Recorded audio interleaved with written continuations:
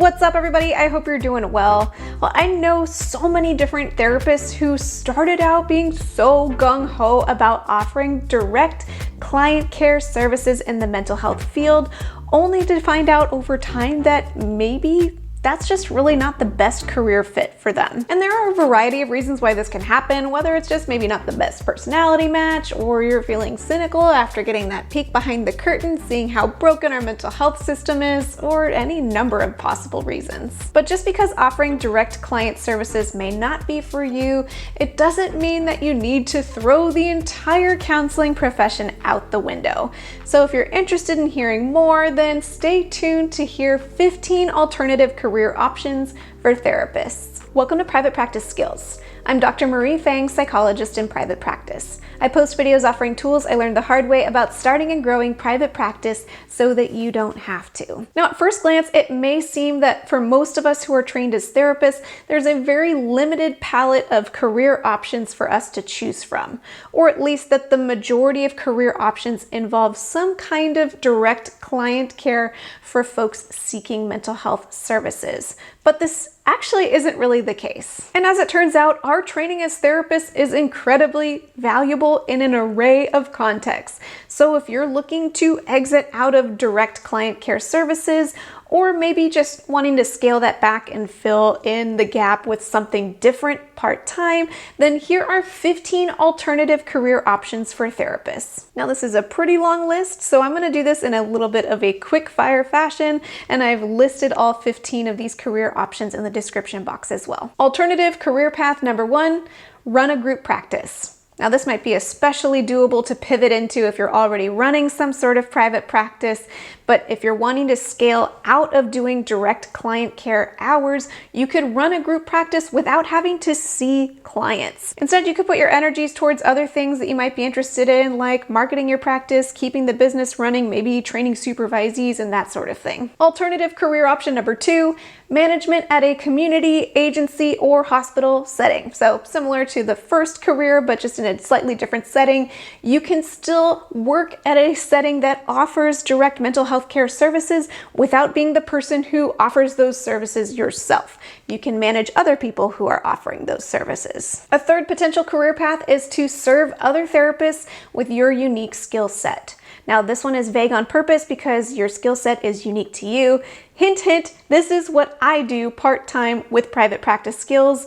I use my skill set to teach other therapists about private practice. Depending on your skill set, the world is your oyster and you could serve other therapists with any number of skills. You know, if you're super skilled at web design, you could design websites for therapists, or maybe you could consult with other therapists on how to market their practice if that's something you're already familiar with. Or who knows, maybe you're super awesome with art tools and you create some art therapy material or product that you can then sell to art therapists to implement in their therapy practice. It could literally be just about anything. Career option number 4, mental health advocacy and trainings in the workplace. So most large organizations will often consult or hire therapists to offer training to their employees to help with various things like prioritizing self-care or helping with productivity or any number of mental health related needs. You could potentially do that without offering any direct client care services. Number 5, mental health consulting for larger organizations. So this is similar to the previous one, except rather than being kind of upfront and doing the trainings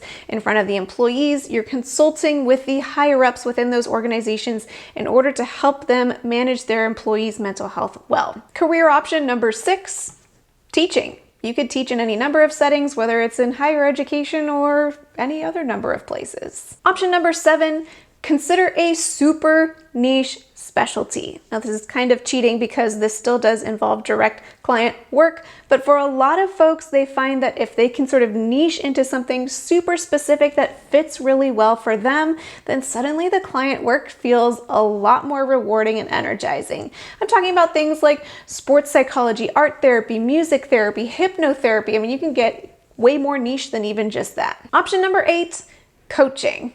Literally any type of coaching might apply to us as therapists. Individual coaching, group coaching, it could be coaching other therapists, it could be parent coaching if that's up your alley, it could be coaching CEOs on how to be more productive, or life coaching or career coaching. I mean, just about any type of coaching could work for you. Option number 9, work for a company that creates a product or service for therapists.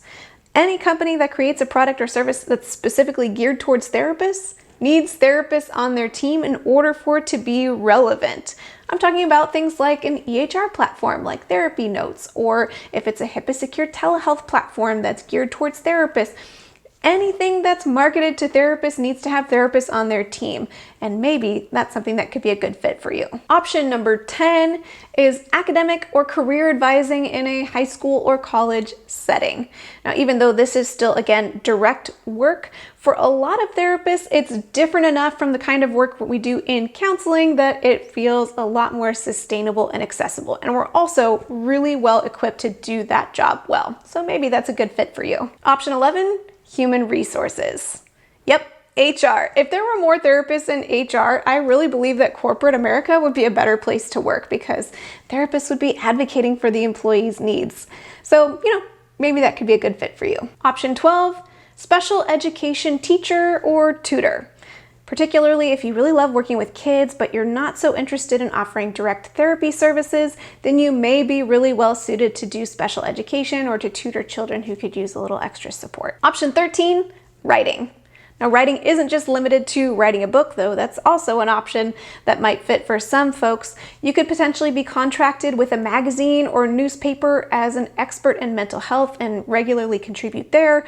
Or maybe you would work for some sort of newspaper or magazine that's all about self-care, mental health, and things in the sort of health realm, and that you can consult in that kind of context as well. Option 14, entrepreneurship.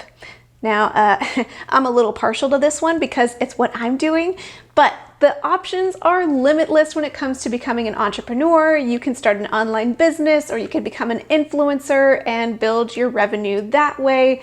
So, it's worth exploring what avenues are available within this realm to see if any might be a good fit for you. And option 15 is a career pivot that builds on your existing mental health expertise.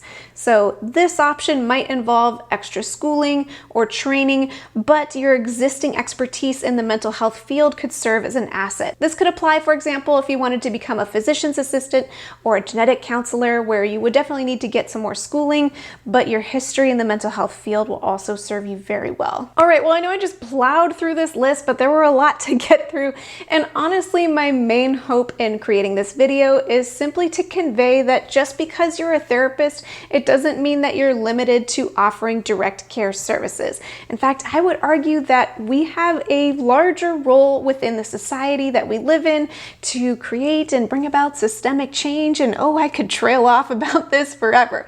But ultimately, if you're realizing that direct client care isn't for you and you've already trained as a therapist, or you're in the middle of training as a therapist, keep in mind that there are a lot of options available for you. And this isn't even an exhaustive list, so I just hope this helps get your juices flowing and realize you have lots and lots of options. And for those of you watching this video who are considering exiting offering direct client care as a therapist, I hope you feel encouraged as well that your existing skill set and training is not wasted. Whatever you do next in life and in your career, you will bring with you the skill set you've built up so far, and you will only add to it as you go. Before we close, I'd like to thank TherapyNotes.com for sponsoring this video. TherapyNotes helps with all of your practice management needs. They have a HIPAA-secure telehealth platform built into their EHR system at no extra charge, and they're always taking into consideration our feedback to improve their telehealth platform. And in fact, they recently added screen sharing as an option when you're meeting with your clients. So feel free to check it out. You can try it for 2 months for free with no commitment just by clicking the link in the description of this video. Well, I hope you found this video helpful if you're considering other career options as a therapist.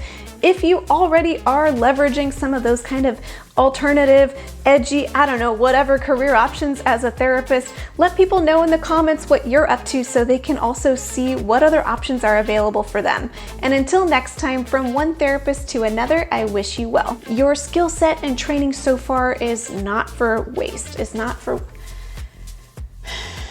What am I saying? You get what I'm saying though, right? Maybe? I don't know what I'm saying.